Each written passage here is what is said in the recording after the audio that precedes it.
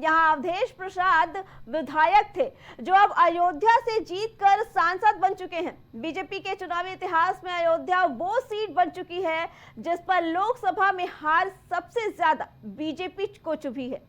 अब इस सीट पर हार का बदला बीजेपी मिल्कीपुर सीट जीत कर लेना चाहती है, जिसके लिए सीएम योगी आदित्यनाथ खुद अब जमीन पर उतर आए हैं। तो वहीं सपा ने शाह की इस लड़ाई में सांसद अवधेश के बेटे को इस सीट से चुनावी मैदान में उतारा है।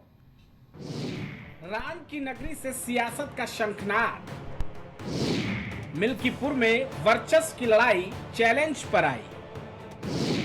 बीजेपी के सामने अवधेश, अयोध्या का कौन नरेश। साइकिल भरेगी रफ्तार या चलेगी सीएम योगी की चाल। कभी राम भजन से सराबोर रहने वाले अयोध्या में हूटरों की आवाज गूंज रही है। अयोध्या में जबरदस्त संघर्ष होने वाला है, क्योंकि अयोध्या में अब सियासी दंगल छिड़ चुका है। अयोध्या से लोकसभा चुनाव में हार का दर्द झेल रही बीजेपी अपनी साख बचाने के लिए अयोध्या की मिल्कीपुर सीट पर सर्वस्व झोंक कर अपना वर्चस्व कायम करने की कवायद में जुटी है, ताकि फैजाबाद हार का डैमेज कंट्रोल किया जा सके।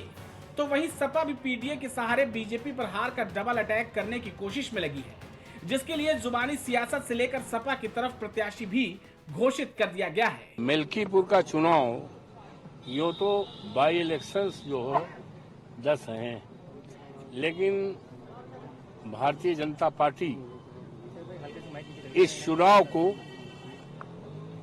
राष्ट्रीय चुनाव मानकर चुनाव लड़ रही है। और भारतीय जनता पार्टी चूंकि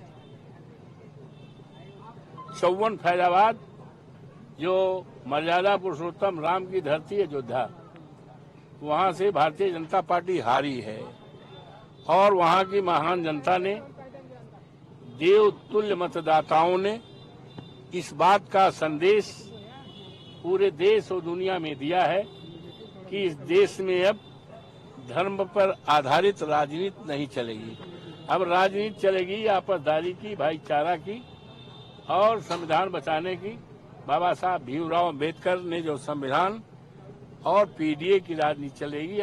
सपा और कांग्रेस के इंडिया गठबंधन के हाथों यूपी में हार झेलने के बाद बीजेपी और एनडीए ने उपचुनाव को लेकर फोकस कर दिया है। उधर अखिलेश यादव भी लोकसभा विक्ट्री के मोमेंट को बरकरार रखना चाहते हैं, तो वहीं बीजेपी अपनी खोई हुई जमीन वापस पाने के लिए यूपी में पूरी कोशिश करने जा रही है। इस चुनाव में सबसे खास अयोध्या की मिल्कीपुर सीट है, जो आन बान और शान की लड़ाई बन चुकी है। दरअसल मिल्कीपुर सीट पर जिसका जाति समीकरण जितना मजबूत होगा, वो उतना ही प्रभावशाली होगा। सियासत में एक बार फिर से प्रभु श्री राम की नगरी अयोध्या काफी चर्चा में आ चुकी है। वजह है अयोध्या की मिल्कीपुर सीट पर होने वाले विधानसभा के उपचुनाव। दरअसल ये सीट पिछले लोकसभा चुनाव जो हाल ही में संपन्न हुए हैं उसमें खाली हुई थी। अब यूपी में 10 विधानसभा सीटों पर उपचुनाव होना है। ऐसे में मिल्कीपुर से भी उपचुनाव की जो ताल है वो ठोकी जा रही है। खास बात यह है कि इस बार अयोध्या को बीजेपी ने वर्चस्व की लड़ाई बना दी है।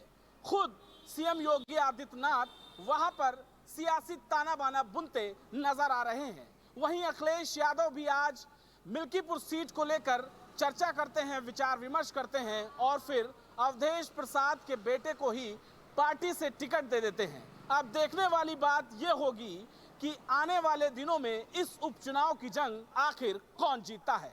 कैमरामैन धर्मेंद्र के साथ शहबाज खान, प्राइम टीवी। हम चर्चा उपचुनाव की कर रहे हैं, तो मिल्कीपुर वो सीट है जहां सपा पीडीए के सहारे जातीय समीकरण करते हुए अपने सबसे बड़े इक्के यानी अवधेश प्रसाद के बेटे अजीत प्रसाद को मिल्कीपुर टिकट देना फाइनल कर लिया है। दरअसल मिल्कीपुर विधानसभा सीट पर दलित और पिछड़ा वर्ग के मतदाताओं की बड़ी आबादी है। यूपी चुनाव 2022 में अवधेश प्रसाद इस सीट को जीतने में कामयाब रहे थे। हालांकि अब उनके सामने सपा की जीत के मोमेंट को बरकरार रखने का है। इस बीच मायावती की पार्टी बसपा की भी एंट्री हो चुकी है। इस सीट से बसपा ने राम गोपाल कोरी को अपना प्रत्याशी बनाया है। दूसरी तरफ लोकसभा चुनाव में निराशाजनक प्रदर्शन के बाद विधानसभा की 10 सीट पर होने वाले उपचुनाव में भी भाजपा को विपक्षी गठबंधन इंडिया से ठीक ठाक चुनौती मिल सकती है। भाजपा ने उपचुनाव में सभी 10 सीट जीतने का संकल्प लिया है, लेकिन जानकारों का कहना है कि पार्टी के लिए इस लक्ष्य को हासिल करना आसान नहीं होगा, क्योंकि सपा और कांग्रेस मिलकर चुनाव लड़ने की तैयारी कर रही है। हालांकि बीजेपी अभी तक अपने किसी भी प्रत्याशी पर मुहर नहीं लगाई है, तो वही मिल्कीपुर की कमान खुद सीएम योगी ने संभाल रखी है। तो दूसरी तरफ अयोध्या में निषाद समाज की बच्ची के साथ गैंगरेप के बाद से सपा पर भाजपा जबरदस्त तरीके से हमलावर है। अयोध्या में मोइन खान जो समाजवादी पार्टी का नेता है, अयोध्या के सांसद की टीम का सदस्य है, 12 वर्षीय एक नाबालिग बच्ची के साथ दुष्कर्म का कृत्य में शामिल पाया गया। अभी तक समाजवादी पार्टी ने उसके खिलाफ कार्रवाई नहीं की है। मैं ये नहीं समझ पा रहा हूं कि ये सब क्या है। अब क्या ये कोई समाजवादी पार्टी ना बोले? आपका एक्टिव मेंबर है, आपके सांसद के साथ बैठ रहा है, खा रहा है, उनके साथ चल रहा है, लेकिन इस प्रकार के, और यह अति पिछड़ी जाति से जुड़े हुए एक बालिका से जुड़ा हुआ मामला है, और इस प्रकार की घटिया हरकत में वह लिप्त है, लेकिन तब भी उसको हल्केपन से उड़ाने का काम यानी हल्केपन से लेने का काम होता है। हालांकि सपा एक बार फिर मिल्कीपुर चुनाव में जीत का दावा कर रही है, तो वहीं बीजेपी अपना पूरा जोर लगाकर अयोध्या में हुए डैमेज को कंट्रोल करने में जुटी है। अब देखने वाली बात होगी कि अयोध्या का नरेश कौन होगा। Output desk, prime TV.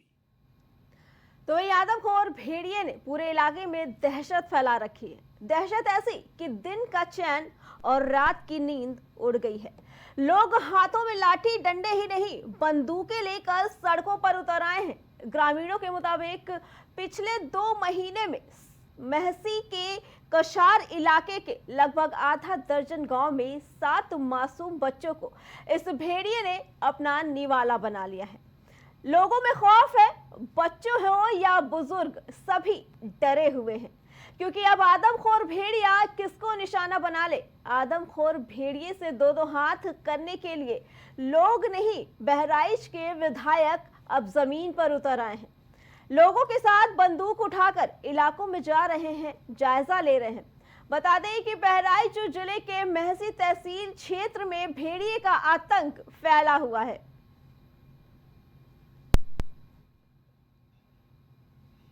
Bahraich में आदमखोर भेड़िए का आतंक। अब तक 7 मासूमों को बना चुका है निवाला। मासूम बच्ची को भी उठा ले गया भेड़िया।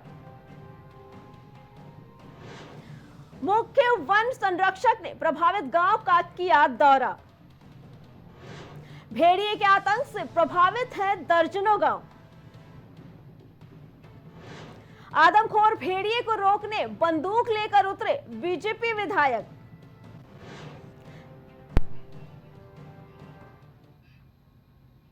तो वहीं भीलवाड़ा के गांधी सागर तालाब के सामने स्थित वीर हनुमान मंदिर का एक मामला सामने आया है, जहां असामाजिक तत्वों ने माहौल खराब करने की नीयत से गौवंश के साथ दरिंदगी की, जिससे हिंदू संगठनों में आक्रोश फैल गया। भीलवाड़ा शहर के कोतवाली थाना इलाके में एक बार फिर फिजा में जहर घोलने की साजिश की गई है। देखिए हमारी पूरी रिपोर्ट। अभी 5 दिन ही बीते थे कि जब राजस्थान के उदयपुर में मंदिर के बाहर नॉनवेज मिलने से हिंदू धार्मिक भावनाओं को ठेस पहुंचाने की कोशिश की गई थी।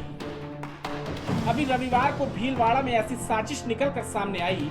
यहां हनुमान मंदिर के बाहर गाय के कटे हुए पूंछ मिलने से हिंदुओं में गुस्सा है। लोगों ने गौवंश को घायल करने को शहर का माहौल खराब करने की साजिश बताया और आरोपियों पर सख्त कार्रवाई की मांग की। विरोध जता रहे लोगों ने सड़क पर जाम लगाकर नारेबाजी भी की। वहीं आरोपियों की गिरफ्तारी नहीं होने पर भीलवाड़ा बंद की चेतावनी भी दी गई। एसपी साहब से भी बात हुई है।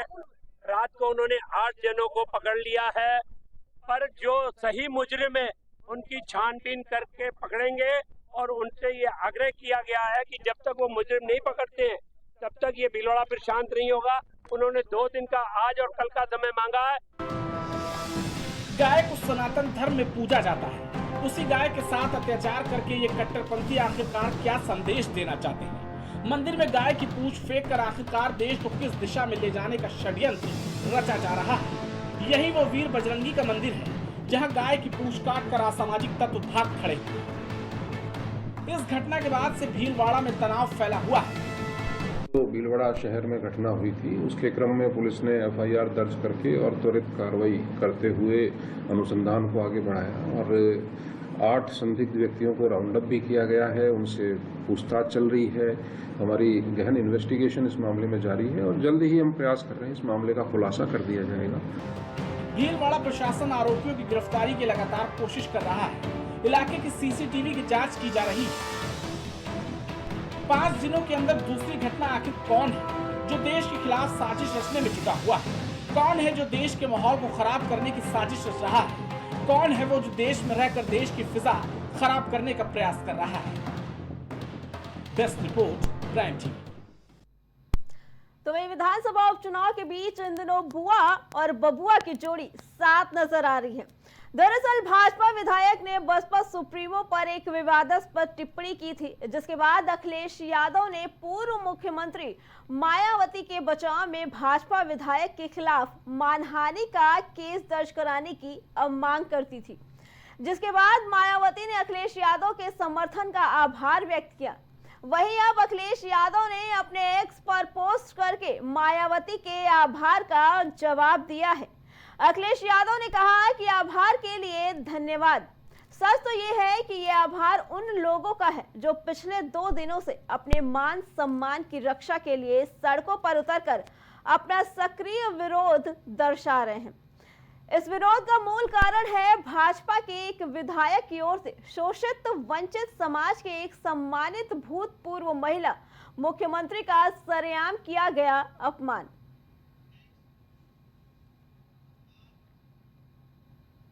तो वही बांदा के मटौन थाना क्षेत्र में एक किशोरी के तालाब में डूबने से मौत हो गई।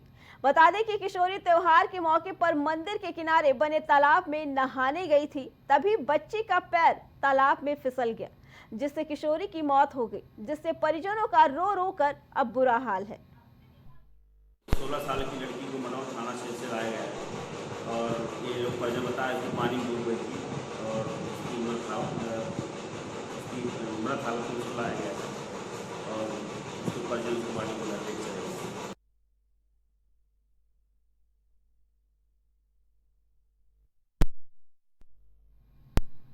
बाराबंकी में पुलिस अधीक्षक दिनेश कुमार सिंह के लगातार मादक पदार्थ तस्करी करने वालों के खिलाफ अभियान चलाया जा रहा है। वहीं इस अभियान के बाद आज जैतपुर थाने के पुलिस ने अंतर्राष्ट्रीय कीमत में 5 करोड़ 10 लाख रुपए की मॉर्फिन बरामद की है। 2 अभियुक्तों रामू वर्मा और चंद्रभान को गिरफ्तार करके 5 करोड़ रुपए से अधिक कीमत की 5 किलो से अधिक की मॉर्फिन की बरामदगी की गई है। यह मॉर्फिन इनके द्वारा पूछताछ में बताया गया कि इमरान नामक एक आपराधिक तत्व से इनके द्वारा लिया गया है, जिसको इनको कहीं भेजना था। आगे और पीछे के जो कनेक्शन हैं इस मॉर्फिन के इस गिरोह के, उसकी जानकारी मिली है, अच्छी जानकारी मिली है। टीम लगातार इस पर काम कर रही है। यहाँ बताना जरूरी है कि जो दोनों गिरफ्तार अपराधी हैं, इसमें से चंद्रभान जैतपुर थाने का हिस्ट्री सीटर है और रामू वर्मा पर भी एनडीपीएस के मुकदमे पूर्व से कायम हैं। इनके बारे में पहले से ही सूचना मिल रही थी, उसी सूचना के आधार पर डेवलप करके गिरफ्तारी की गई है और इस तरीके के कार्य बाराबंकी पुलिस के द्वारा लगातार। एक तरफ जहां लोग डॉक्टरों को भगवान के रूप में देखते हैं, तो वहीं दूसरी तरफ अलीगढ़ के डॉक्टरों का मरीजों के प्रति बेरहम चेहरा अब सामने आया है। बताया जा रहा है कि अलीगढ़ में एक मरीज को खून से लथपथ लाया गया, लेकिन डॉक्टर ने मरीज के बहते हुए खून को भी नजरअंदाज कर दिया, जिसके बाद तीमारदार और डॉक्टर के बीच हाथापाई हो गई। वहीं इस घटना के बाद समाजवादी पार्टी के छात्र सभा के पूर्व अध्यक्ष मोहसिन मेवाती ने डॉक्टरों पर गंभीर आरोप लगाते हुए कहा कि जिस तरह से हर रोज डॉक्टरों के द्वारा तीमारदारों के साथ बदसलूकी की जाती है, इसको लेकर कठोर निर्णय लेने की अब जरूरत है। जहां एक और डॉक्टर के द्वारा मरीजों का सही से इलाज नहीं किया जाता, जब तीमारदार इस चीज का विरोध करते हैं तो डॉक्टर के द्वारा तीमारदारों के साथ मारपीट की जाती है।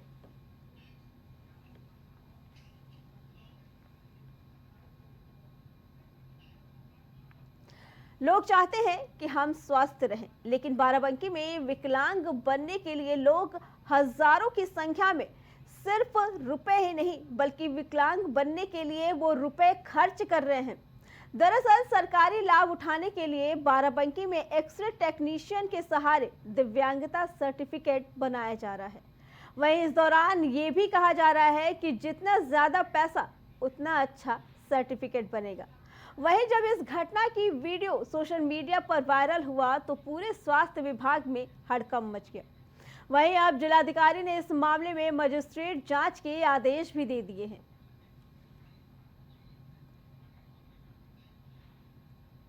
कुशीनगर में 2 अलग अलग स्थानों में अंतर्राज्यीय पशु तस्कर गैंग के कुल 5 पशु तस्करों को पकड़ा गया है। पुलिस ने 2 पिकअप वाहनों से 8 गोवंशीय पशु की बरामद किए हैं। बता दें कि पुलिस चेकिंग के दौरान पिकअप वाहन में तस्करों की गिरफ्तारी हुई। 2 पशु तस्कर गैंग पकड़े गए हैं। इस पशु तस्कर गैंग में टोटल पिकअप वाहन से ये 4 गोवंशीय पशु उनका ट्रांसपोर्टेशन कर रहे थे। 2 पशु तस्कर जो कि बिहार के रहने वाले हैं, मुन्ना यादव और जनार्दन यादव, इनको पकड़ा गया है। साथ ही साथ इस मामले में भी सिद्दीकी नामक एक व्यक्ति का नाम आया है, उसके ऊपर भी हमारी टीम काम कर रही है और इस गैंग के जितने भी सदस्य हैं सभी को पकड़ के इन पे गैंगस्टर और 14(1) की भी कार्रवाई की जाएगी।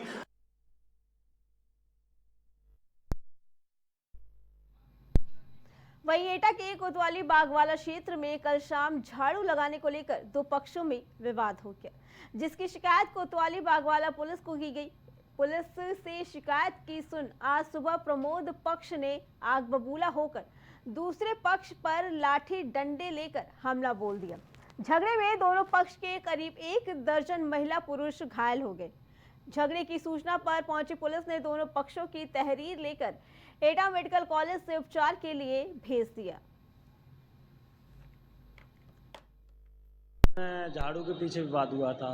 मतलब ऐसा कि झाड़ू लगा रहे थे वो लोग, हमारी बहन और मेरी चाची वो खाना खा रही थी, तो इन्होंने झाड़ू लगाकर उसके ऊपर कूड़ा उछेल दिया, इसलिए उसके पीछे विवाद हुआ था। आज क्या हुआ? आज जब हम सब भाई कल घर पे तो थे नहीं, आज हम सब भाई घर पे थे, तो ये लोग एकदम आए चढ़ाई करने के लिए कि तुम्हारी बहन को कल मारा, आज तुम्हें देखते हैं। तुम आए हो तो एकदम पत्थर लेके आए, ये हमारे घर पे आकर और एकदम विवाद हुआ इस पर।